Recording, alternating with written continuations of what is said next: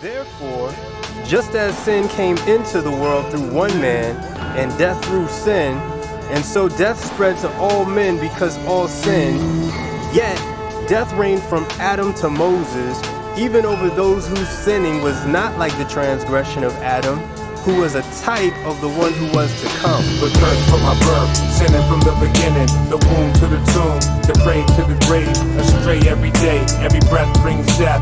In Adam all die, in Adam all die. We're rebels like the devil, scheming like demons, prideful with our idols, disgusting with our lusting, twisted and sin sick, selfish and helpless. In Adam all die, in Adam all die. Yeah. Everybody knows that they're guilty. Our conscience condemns us, shows us we're filthy. Truth be told, we really have no answers for why we fall short of our own moral standards. The evidence for God is simply bountiful, and it's illogical to think we won't be held accountable.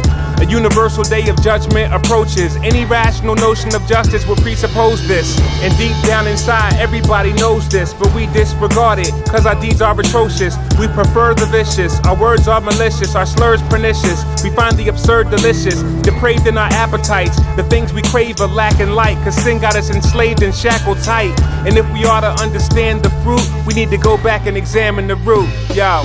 But cursed from my birth, sinning from the beginning, the womb to the tomb, depraved to the grave, astray every day, every breath brings death. In Adam all die, in Adam all die. We're rebels like the devil, scheming like demons, prideful with our idols, disgusting with our lusting, twisted and sin sick, selfish and helpless. In Adam all die, in Adam all die. The world we live in wasn't always like this. The early days had perfect righteousness and bright bliss. Man and woman under God ruled government at first, bubbling with mirth, immersed in loving with no hurts. God gave what theologians call the covenant of works, forbidden fruit. The day you eat of it, you'll be cursed. Husband wasn't alert, wife lacked discernment, entrapped by the serpent, and that was the first sin. The consequences were monumental. In fact, I'm not convinced they had a clue of what they gotten into. Their eyes were open more, truth in the lies. To their surprise, they didn't get the prize they were hoping for. They see their nakedness and now regret it. They tried to cover their guilt and then blame ship. How pathetic. And it's a true story. You want some evidence? We've been doing the same thing ever since. Yo.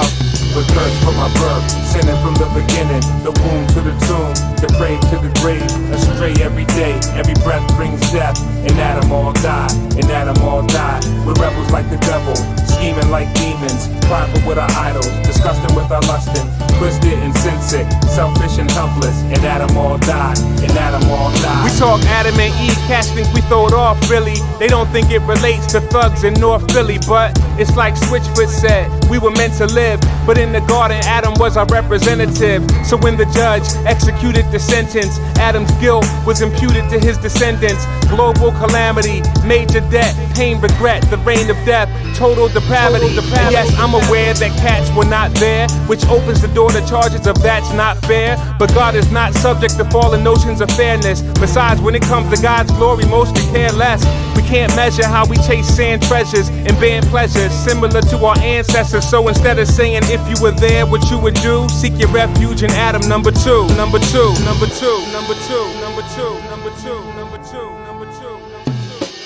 But cursed from my birth, sinning from the beginning, the womb to the tomb, depraved to the grave, astray every day, every breath brings death.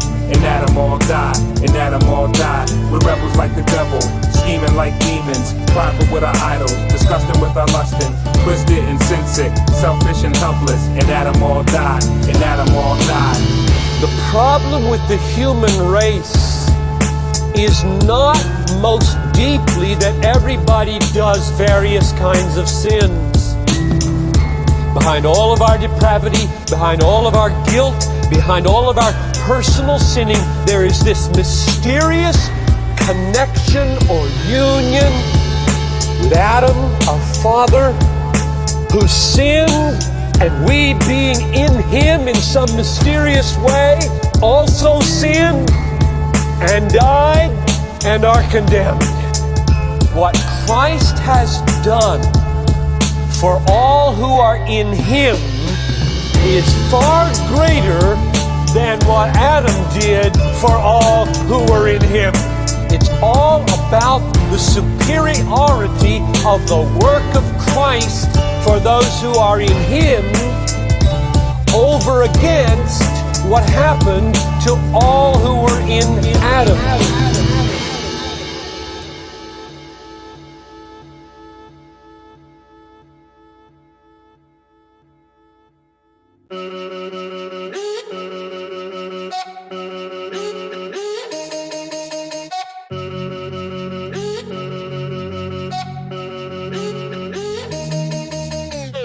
I'm writing this to you, I really hope you hear my heart. When thinking about describing you, I really don't know where to start. Can't start at the beginning, cause you are before the beginning, way before the beginning. And this fallen world's distorted opinions, it was just the Holy Trinity, ruling from infinity. Glory blazed tremendously, loving one another endlessly. Billions of years ago, outside of what we know as time. Nobody else was there to know, but Lord, here's the thing that blows my mind.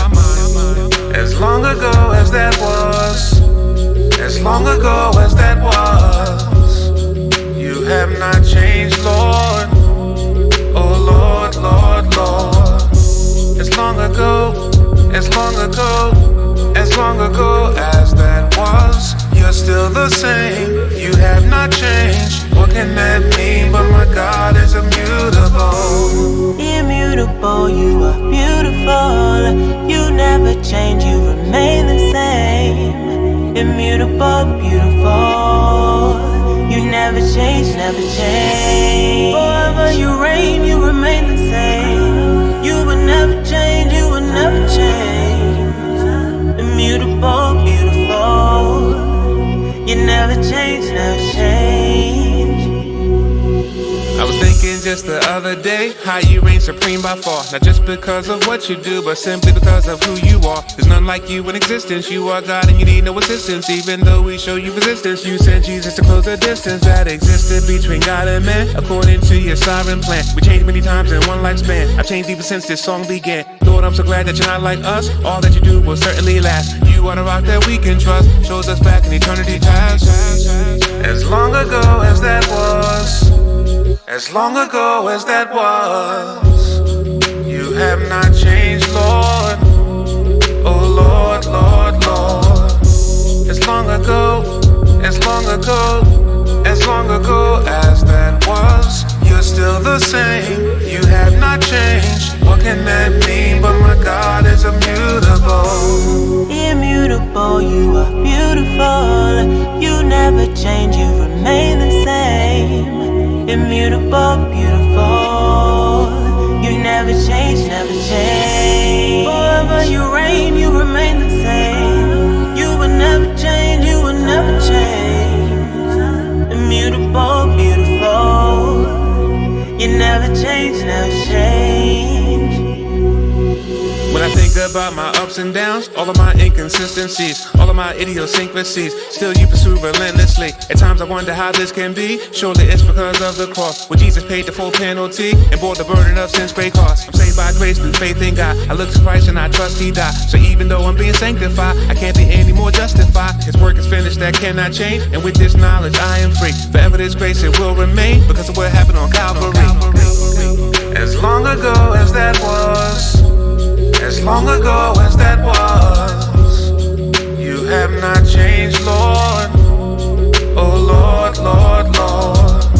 As long ago, as long ago, as long ago as that was, you're still the same. You have not changed. What can that mean? But my God is immutable. Immutable, you are beautiful. You never change, you remain the same. Immutable, beautiful. You never change, never change. Forever you reign, you remain the same. You will never change, you will never change. Immutable, beautiful. You never change, never change.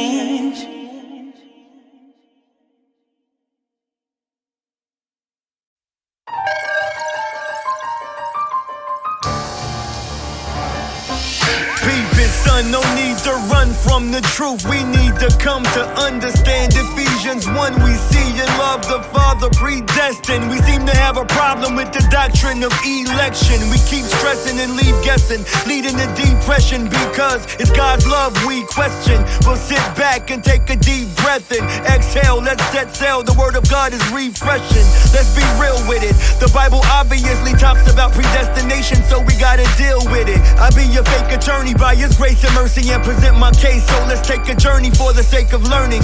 First turn to Romans 8:28 through 30, zooming in on verse 29. Read the first line. Those who He foreknew, He also predestined to be conformed to the image of His Son. Exhibit number 1. People try to use an argument, lacking common sense concerning the foreknowledge of God, thinking the logic fits.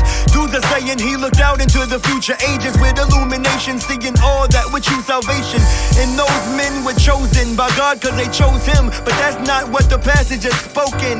It says those He foreknew He predestined. If He foreknew everybody, is everyone predestined? Is everyone His object of affection? If so, what's the point of the doctrine of election? It's spiritual, but let me make it plain so you see the miracle and praise His name instead of taking His grace in vain. It isn't complicated. We all evaded the God that made us and traded in His truth for a lie. Worshiping what God created more than God, who was glorified, corroborated our death. Our lives are an abomination. But if the Father's aim is to bestow mercy, then it's not to say that He was obligated, but that God is gracious. As God's enemies, we deserve to be crushed. We're dirty enough to be eternally cursed and turned into dust. And if He did it, He would be perfectly just to murder me, but He decided to show mercy to us. I didn't choose God, God chose me, gave me a new heart, and it wasn't because I was holy. But if I chose G-O-D, then God owes me. The only reason I first walked through them church doors is Psalm 65 verse 4. Why do I know God? Matthew 11:27 says it best. In those that have been predestined, keep pressing, it's a deep message. I only see blessing in election. I'ma see the blessing, yo, it's not even a question. How God in His perfection wrote the doctrine of election. Yeah, God in His perfection wrote the doctrine of election, cause He's sovereign, there's no question, and they got some people.